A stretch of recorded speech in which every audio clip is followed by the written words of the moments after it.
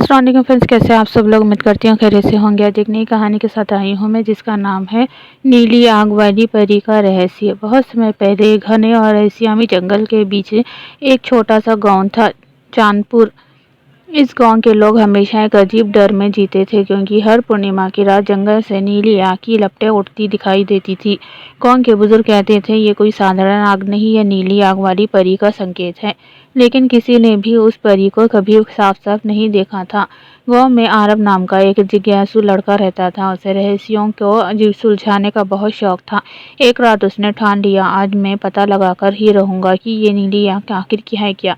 वे चुपके से जंगल की ओर निकल पड़ा। जैसे जैसे वे अंदर गया, हवा ठंडी और अजीब होती गई। अचानक उसके सामने नीली चमकती आग प्रकट हुई, लेकिन वो जल नहीं रही थी, बल्कि हवा में तैर रही थी। अचानक उस नीली आग के बीच से एक सुंदर परी प्रकट हुई। उसके पंख नीले चमक रहे थे और उसकी आंखों में गहरा दुख था। परी बोली, डरो मत आरव, मैं तुम्हें नुकसान नहीं पहुंचाऊंगी। आरव हैरान था, तुम कौन हो और ये नीली आग क्या है? परी ने धीरे से कहा, मैं नीलांशी हूँ, इस जंगल की रक्षक। ये नीली आग मेरे जादू की शक्ति है, लेकिन अब ये मेरे दर्द का प्रतीक बन गई है।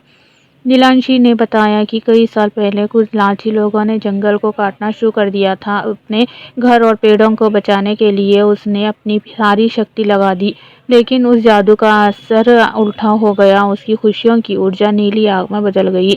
अब हर पूर्णिमा को उसका दर्द इस आग के रूप में बाहर आ जाता था। आरब ने कहा, अगर हम मिलकर जंगल को बचाएं तो क्या तुम्हारा दर्द खत्म हो सकता है? परी की आंखों में उम्मीद चमकी।